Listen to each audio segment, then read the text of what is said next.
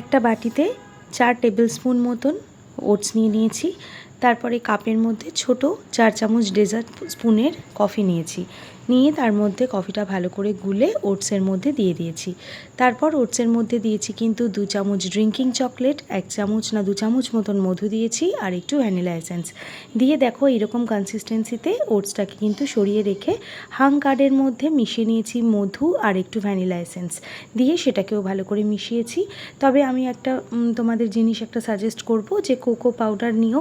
Drinking চকলেটের জায়গায় cocoa পাউডারটা কিন্তু একটু বেশি হেলদি, যেহেতু ড্রিঙ্কিং চকলেটে কিন্তু একটু সুগার থেকেই যায়। তো আমার কাছে তো ছিল না, তাই জন্য কিন্তু আমি ড্রিঙ্কিং চকলেটই নিয়েছি।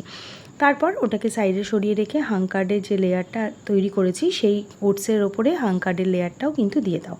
দেওয়ার পরে ওর ওপরে কিন্তু ড্রিঙ্কিং চকলেট একটু ছাঁকনিতে ছেঁকে চারিদিকে স্প্রেড করে দাও, দিয়ে ওভারনাইট ফ্রিজে রেখে দাও। ফ্রিজে রাখার পরে এত সুন্দর একটা মানে জমে যায়, একদম জমাট বাঁধার পরে পরের দিন সকালবেলা বের করে এটা খাও। এটা ঠিকই ধরেছো তোমরা, এটাকে বলা হয় হেলদি ওটস তিরামিসু। তিরামিসু হচ্ছে এমন একটি ডেজার্ট ডিশ, সেটা খেলে কিন্তু তোমার মুড একদম লিফট আপ হয়ে যাবে, মানে ভীষণ ভালো লাগবে।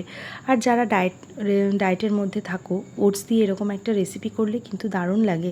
কারণ দেখো সব কিছুই কিন্তু খেতে ইচ্ছা করে, মাঝে মাঝে কিন্তু সুইট ক্রেভিংসও আমাদের হয়, তাই না?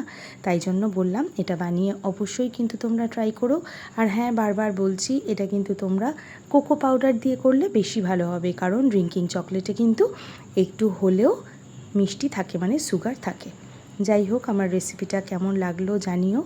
আর সবাই কিন্তু এটা ট্রাই করো, সবাই ভীষণ ভালো থেকো, সুস্থ থেকো, আর অবশ্যই এটা ট্রাই করো। আমার ভিডিও যদি তোমাদের ভালো লেগে থাকে তবে অবশ্যই একটা লাইক, কমেন্ট আর শেয়ার করো। আজকে তাহলে এইটুকুই, পরের দিন কিন্তু আবার অন্য ভিডিও নিয়ে তোমাদের সঙ্গে দেখা হবে।